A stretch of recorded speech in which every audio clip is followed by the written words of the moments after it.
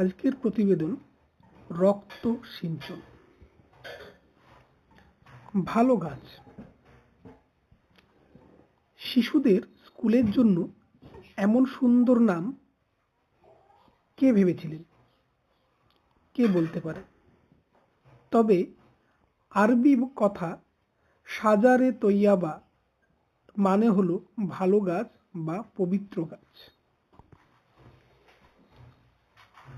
সাজারে তৈবা স্কুলে পড়াশোনা করত 7 বছর থেকে 12 বছরের মেয়েরা।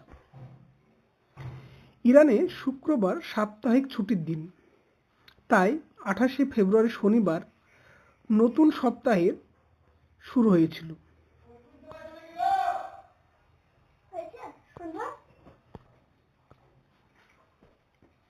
ঘড়ির কাঁটা সকাল 10টা থেকে এগোচ্ছে 11:15টার দিকে। ওনাব সমুদ্রের ধারে মিনাব শহরের ব্যস্ততা ঘন সময়।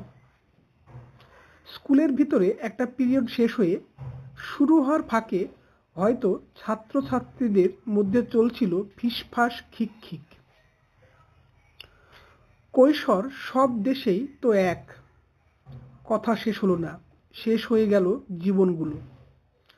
ক্ষেপণাস্ত্র পড়ছে স্কুলে, কালো ধোঁয়ায় স্তম্ভ ঘুরতে ঘুরতে উপরে উঠছে। দেখে থেকে ত্রাসে শিহরিত সারা বিশ্ব। সন্তানের জন্মের মুহূর্তে সব বাবা মায়ের মধ্যে জন্ম নেয় এক ভয়, আকস্মাৎ সন্তান হারানোর।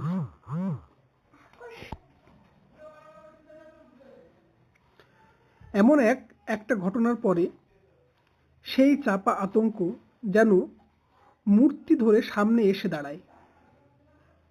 দূর দেশ, অজানা শহরের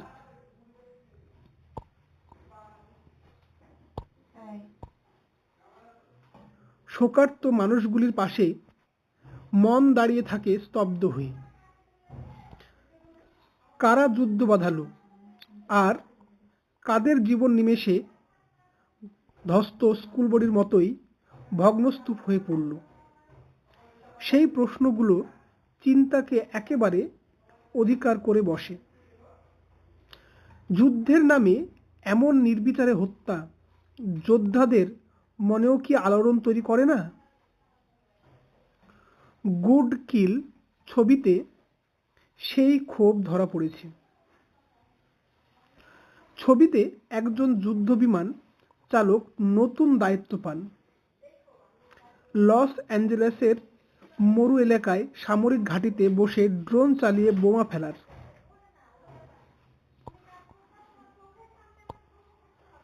আফগানিস্তান, ইয়েমেন, সোমালিয়ার মতো নানা দেশে কেবল সন্ত্রাসবাদীদের ঘাঁটি হয় লক্ষ্য এমন নয়। সিআইএ কাছে প্রায়ই বোমার লক্ষ্য হয় কোনো বিয়ের উৎসব কিংবা মৃত আত্মীয়ের স্মরণসভা, যেখানে কোনো বড় সন্ত্রাসবাদী আসতে পারেন বলে খবর রয়েছে।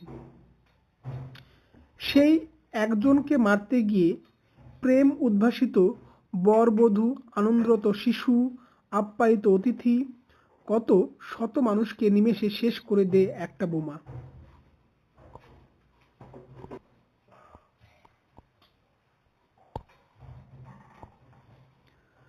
যদি কখনো শত্রুর মুখোমুখি না দাঁড়াতে পারো, তাহলে নিজের মুখোমুখি দাঁড়াবে কি করে? গুড কিল ছবির একটি বিখ্যাত সংলাপ। দিনের পর দিন পরিকল্পিত নিধনের অনৈতিক বিপর্যস্ত করে বিমান চালককে। সে বারবার ফিরতে চায় বিমান যুদ্ধে, কারণ সম্মুখ যুদ্ধে প্রতিপক্ষকে লড়াইয়ের একটা সুযোগ পায়। যে যোদ্ধা বসে রয়েছে 7,000 মাইল দূরে, তাকে বাধা দেওয়ার সুযোগ কোথায়? যে যুদ্ধে আঘাতের লক্ষ্য মানুষটি সম্পূর্ণ অসহায়, আত্মরক্ষা উপায়হীন, আর যোদ্ধা সম্পূর্ণ নিরাপদ, ঝুঁকিহীন, সে যুদ্ধ কি কোনো প্রশিক্ষণপ্রাপ্ত সৈন্যের কাছে গ্রহণযোগ্য হতে পারে? এই প্রশ্ন অতি প্রাচীন।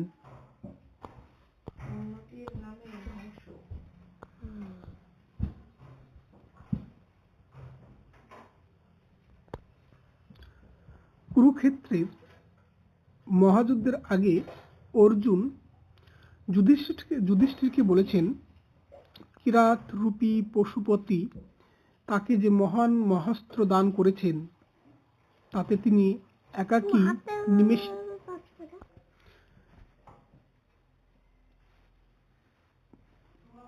ত্রিলোক সংহার করতে পারেন,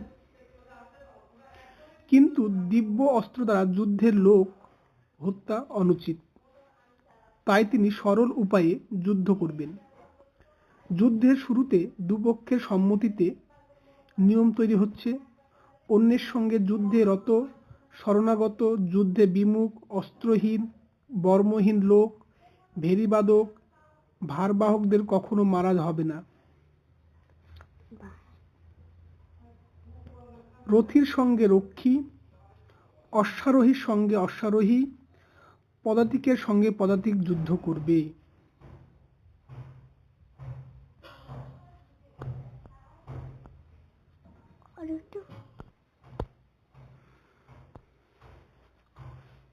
সেসব শর্ত ভেসে গিয়েছে সৌপ্তিক পর্বে, যেখানে শিবিরে নিদ্রিতদের নির্বিচারে হত্যা করছেন দ্রোণপুত্র অশ্বত্থামা।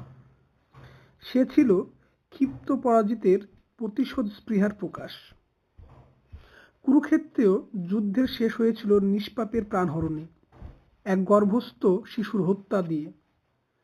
আর এইবার পশ্চিম এশিয়ার সংঘাত শুরু হলো প্রায় 150 শিশুকন্যার হত্যাকাণ্ড দিয়ে।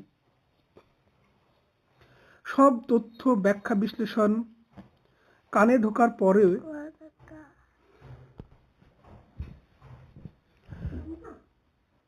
মন প্রশ্ন করে, এ কেমন যুদ্ধ, যেখানে যোদ্ধারা থাকে আড়ালে আর ক্ষেপণাস্ত্র পড়ে শিশুদের মাথায়। ইরানের স্কুলটি বিরোধীদের আক্রমণের লক্ষ্য ছিল, নাকি স্কুলকে নৌসেনার ঘাঁটি বলে ভুল করেছে আমেরিকা ইসরায়েল?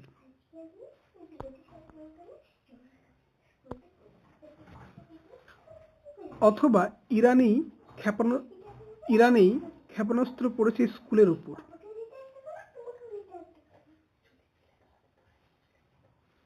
বিতর্ক চলছে। নেতারা বলেন সামরিক ঘাঁটি অস্ত্রের লক্ষ্য, কিন্তু টিভির পর্দায়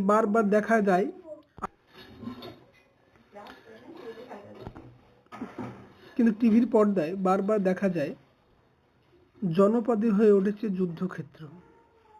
গত বছর গাজায় প্রতিনিয়ত স্কুল, হাসপাতাল, ত্রাণ শিবির, খাবার বিতরণের শিবিরের উপর আছড়ে পড়েছে বোমা।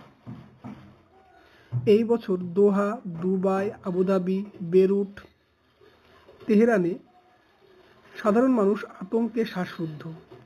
কখন মাথায় আকাশ ভেঙে পড়ে। পবিত্র গাছে রক্ত সিঞ্চন, যুদ্ধের বিধিলিপি।